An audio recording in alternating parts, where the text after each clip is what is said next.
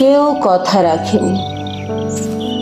33 বছর কাটলো, কেউ কথা রাখেনি।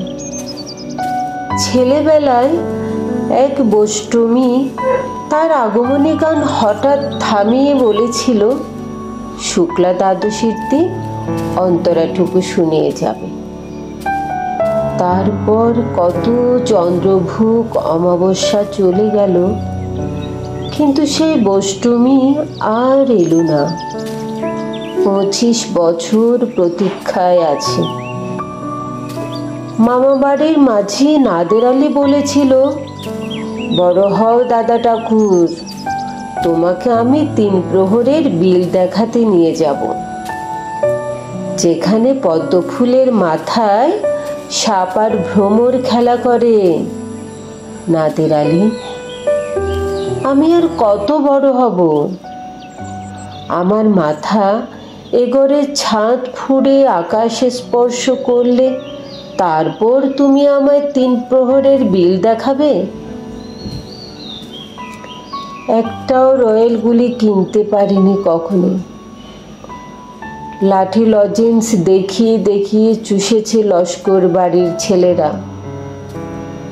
ভিখারির মতন চৌধুরীদের গেটে দাঁড়িয়ে দেখেছি ভিতরে রাস উৎসব।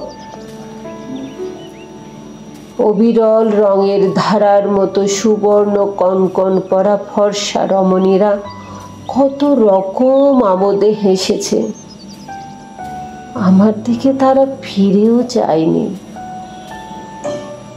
বাবা আমার কাঁধ ছুঁয়ে বলেছিলেন, দেখিস একদিন আমরাও। বাবা এখন অন্ধ। আমাদের দেখা হয়নি কিছুই। সেই রয়্যাল গুলি, সেই লাঠি লজেন্স, সেই রাস উৎসব আমায় কেউ ফিরিয়ে দেবে না।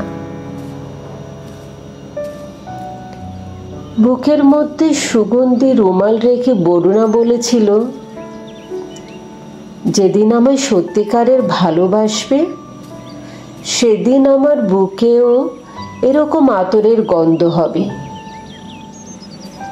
ভালোবাসার জন্য আমি হাতের মুঠোয় প্রাণ নিয়েছি। দুরন্ত ষাঁড়ের চোখে বেঁধেছি লাল কাপড়। বিশ্ব সংসার তন্ন তন্ন করে খুঁজে এনেছি 108টা নীল পদ্ম। তবু কথা রাখেনি বরুণা।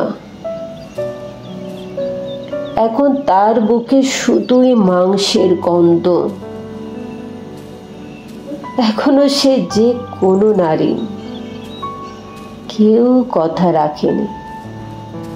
33 বছর কাটলো, কেউ কথা রাখে না।